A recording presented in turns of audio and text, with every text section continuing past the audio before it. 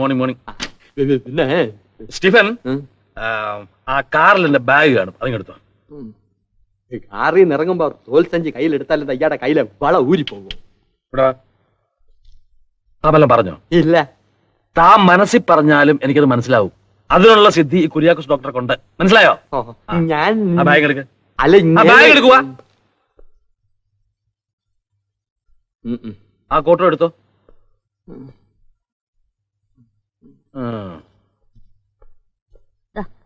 Medical card. അസുഖമുള്ളവർക്ക് മാത്രം പോരെ എന്നും കുന്നും ഈ പരിശോധനയും കുഴൽ വെക്കലും ഒക്കെ. അസുഖം ഉണ്ടോ ഇല്ലയോ എന്ന് നോക്കാനാണ് ഫീസും കൊടുത്ത് ഒരാളെ വരുത്തിയിരിക്കുന്നത്.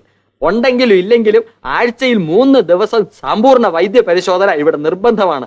RK സാറിന്റെ ഓർഡർ അങ്ങനെയാണെന്ന് എല്ലാവർക്കും അറിയാമല്ലോ. ആഴ്ചയിൽ 3 ദിവസം അല്ല, പറ്റുമെങ്കിൽ ദിവസവും വരാൻ ആ അപ്പാത്തിക്കീരിയോട് പറ.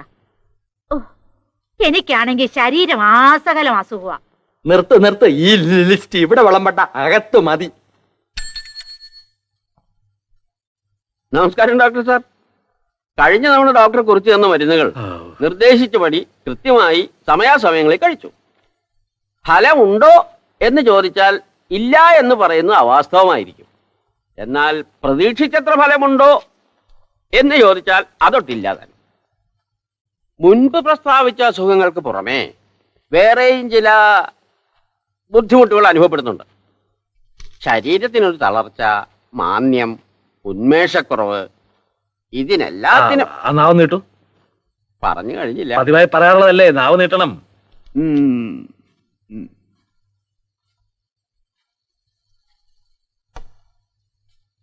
പറയാൻ ഉദ്ദേശിക്കുന്ന കാര്യങ്ങൾ പലപ്പോഴും പറയേണ്ട പോലെ പറയാൻ കഴിയുന്നില്ല. അതും അസുഖത്തിന്റെ ഫലമായല്ലേ എന്ന് സംശയിക്കേണ്ടിയിരിക്കുന്നു. വായെന്ന് വിളിക്കൂ. എഴുന്നേറ്റ് കൊണ്ട് മാറി നിൽക്കൂ. എഴുന്നേക്കൂ, അങ്ങോട്ട് പറഞ്ഞോളൂ.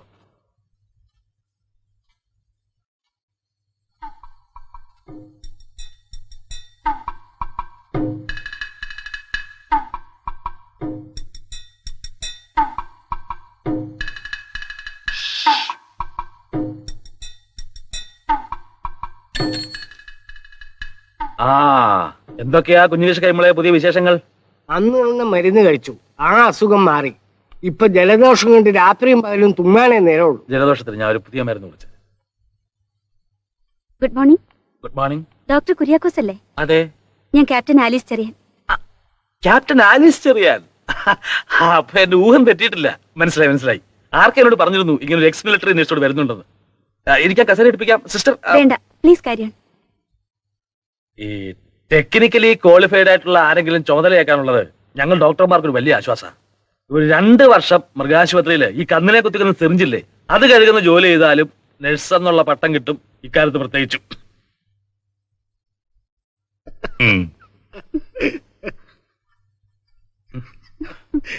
കൈമൾക്കപ്പോ ജലദോഷം അല്ലേ? ഞാൻ ഒരു ഗുളിയെ കുറിച്ച് തരാം. ഒരാഴ്ച ഇവനെ കാഴ്ചയാൽ മതി, മാറിക്കോളും. ജലദോഷത്തിന് ഒരാഴ്ചത്തെ ഗുളിയെ? ഗുളിയ കഴിച്ചില്ലെങ്കിലും ജലദോഷം ഒരാഴ്ച കൊണ്ട് മാറിക്കോളും. പക്ഷെ ജലദോഷത്തിന് പ്രത്യേകിച്ച് മരുന്നില്ലെന്ന് പറഞ്ഞാൽ ഡോക്ടർക്ക് വിവരമില്ലെന്ന് ഇവർ കരുതൂ. വായ തുറക്കാൻ സമ്മതിച്ചാൽ അപ്പ തുടങ്ങും ഇല്ലാത്ത അസുഖങ്ങളെ പറ്റിയുള്ള ഭാഗവത പാരായണം, അതും അച്ചടി ഭാഷയിൽ. ഇത് മാത്രമേ ഇവിടെ രക്ഷയുള്ളൂ. കാണിച്ചുതരാം. ഇതിനൊക്കെ പുറമെ വിശേഷം ഇതാ.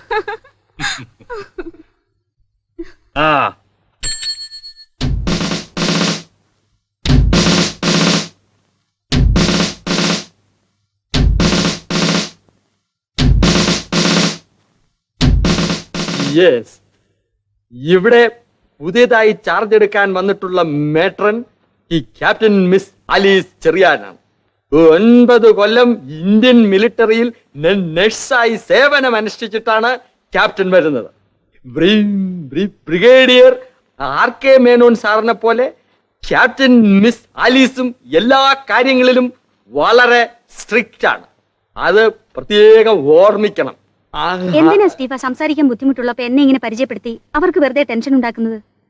അല്ല, അത് പിന്നെ മിസ് ആലീസിനെ കുറിച്ച് അവർക്ക് ഒരു പിക്ചർ നേരത്തെ കിട്ടിക്കോട്ടെ എന്ന് കരുതിയാണ്. ഞാനിനി ഇവരുടെ ഇടയിലല്ലേ കഴിയാൻ പോകുന്നത്. പിക്ചറൊക്കെ താനേ ഉണ്ടായിക്കൊള്ളും.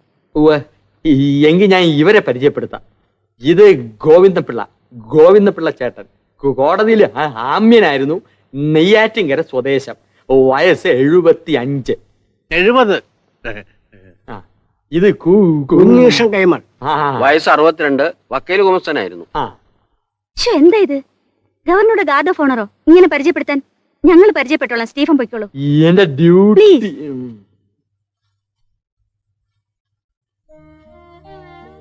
അമ്മാവിന്റെ വീട് എവിടെയാണ്? പീച്ചി, തൃശ്ശൂർ അടുത്തേ. പീച്ചി പിന്നെ എനിക്കറിഞ്ഞൂടെ? സ്കൂളിൽ നിന്ന് ഞങ്ങളവിടെ എക്സ്കർഷൻ പോയിട്ടുണ്ട്. അന്ന് ഡാമിലെ ഗാർഡനിൽ നിന്നും ആരും കാണാതെ 2 പൂ പൊട്ടിച്ചെടുത്തത് ഇപ്പോഴും ഓർമ്മയുണ്ട് എനിക്ക്. എന്താണ് ഇവിടെ ഇങ്ങനെ നിരന്നു നിൽക്കുന്നത്? വരൂ, നമുക്ക് ആ വരാന്തയിലെ നിഴലിൽ ചെന്നിരിക്കാം. വരൂ. അമ്മാമ്മയുടെ പേര് പറഞ്ഞില്ലല്ലോ. വെറോണിക്ക. നല്ല പേര്. എവിടാ നാട്? അഴീക്കോടാണ്. ആ, എന്റെ അമ്മാമ്മയ്ക്കും ഉണ്ടായിരുന്നു കാതിലിങ്ങനെ മേക്കാമോതിരം. അമ്മാമ്മ കിടന്നുറങ്ങുമ്പോ ഞാൻ അതിൽ ചെറിയ വെള്ളയ്ക്ക കെട്ടി ഞാത്തും. പണ്ട് കുട്ടിയായിരിക്കും വെക്കട്ടോ. എന്റെ അമ്മോ, എത്ര അടിയാ പച്ചിറക്കിലുകൊണ്ട് അമ്മയുടെ നിന്നും കിട്ടാന്നറിയോ? എങ്ങനെ അടിക്കാണ്ടിരിക്കുക? അമ്മാമ്മക്ക് എന്ത് വേദനയായിരുന്നിരിക്കും. നേരാണ് കേട്ടോ. ആ, എത്ര കുട്ടികളുണ്ട് അമ്മാമ്മയ്ക്ക്? അത് പറഞ്ഞു. 11. ഒന്നും കൂടെ ആയെങ്കിൽ ഒരു തുക കഴിഞ്ഞനെ. അത് ശരി.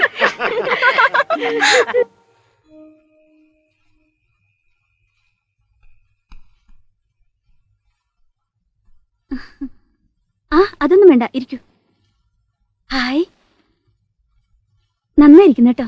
വെറുതെ സമയം കളയാൻ വേണ്ടി ചുമ്മാ. തയ്ച്ചു കഴിഞ്ഞത് അത്? ആ,